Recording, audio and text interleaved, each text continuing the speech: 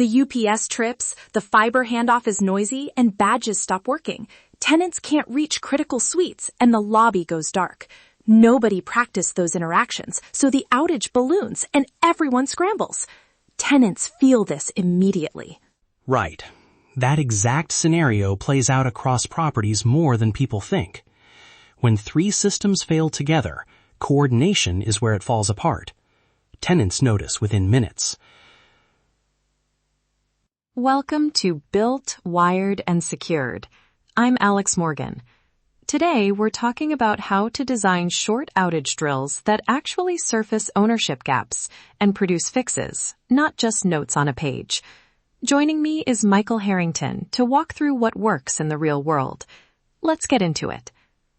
Thanks, Alex. I want to start with one point. The goal isn't theater, it's decisions.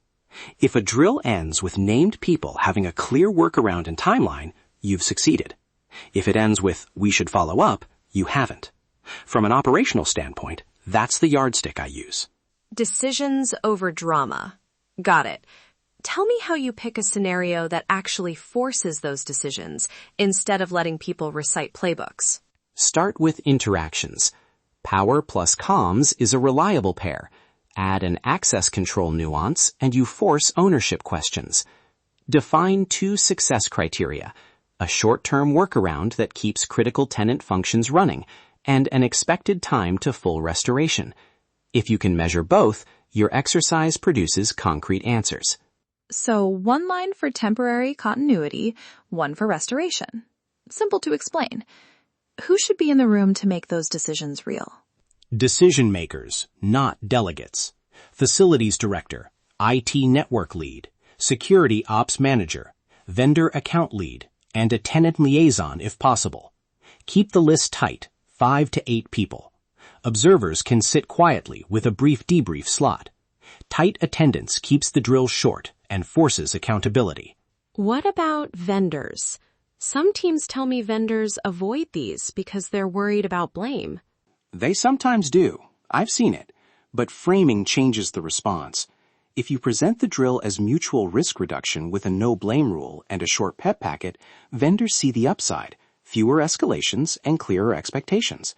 If a vendor still resists, escalate to the contract owner and make participation part of expected service behavior. That usually moves it. Makes sense. Still, won't making it mandatory break relationships? Some property teams worry about that. It can strain things if you hide the rationale, so be transparent. This reduces call volume and liability for everyone. Share a short agenda, commit to a 45-minute window, and show the output format. When vendors see a one-page AAR and an action list, they often prefer predictable fixes to surprise outages. Let's drill into facilitation. How do you run a 45-minute exercise that stays focused and ends with actions? Facilitation is everything. Start with a 5-minute scene setter, timeline, objectives, and those 2 success criteria. Then use injects to force choices, timed prompts that add detail and pressure. Capture decisions live, what workaround is authorized, who will enact it, and how tenants will be notified. Injects like, the carrier reports 3-hour restoration, or power transfer didn't complete. Small facts that force a named action? Exactly, and require a named communication. Who sends the tenant advisory, what it says, and when it's sent. Make the communication step part of the exercise deliverable. Ask someone to actually read the message aloud. That surfaces gaps in authorization and messaging before they matter. How do you balance realism with tenant disruption? Some teams push for live drills, others say tabletop only. Start tabletop heavy. Validate playbooks and workarounds in conversation first. Only after you've proven those steps should you plan a live drill, and then pick a controlled window and notify tenants. Live drills are valuable but expensive and risk disruption. Use tabletop to de-risk the live run. Can you give a couple of concrete examples where a short drill found a high-impact fix? One exercise showed the generator's transfer alarm only routed to a contractor pager, not to building ops. During the drill, nobody authorized a manual transfer, and the load stayed on UPS too long. Fix, reroute alerts, Update the escalation tree and add a manual transfer checklist to the emergency playbook. Small changes, big uptime improvement. Wow, so a routing change and a checklist. Quick wins. What else? Another drill paired a fiber outage with badge authentication failures. Teams assumed cloud off. In reality, the system relied on local time sync that failed when the NTP source went dark. The workaround was a local override no one had practiced. Fixes: document the override, update vendor SOPs, and add a time sync fallback. Again, a small architecture tweak with outsized effect. Those examples highlight something important. Drills find the tiny, high-impact details. For listeners, what's a 3-step plan to run their first tabletop this week? 3 steps. Pick one scenario tied to a critical service and write 2 clear success criteria. Invite decision makers for a 45-minute slot, and capture actions with owners and deadlines, publishing an after-action report within 72 hours. Repeat quarterly and track closed actions. You'll see real resilience gains quickly.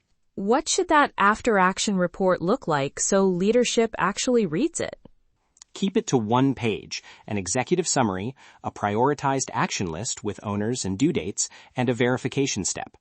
Attach decision logs and the tenant messaging template used in the drill so teams can reuse them. Leadership will skim a page. They won't read 10. Before we close, one quick practical note. Make the exercise routine. A single drill helps, but repetition builds muscle memory. Exactly. After each run, ask, what breaks if this goes down? Then assign the fix, track it, and verify. Do that and tenants notice the difference. Less downtime, clearer communications, fewer surprises.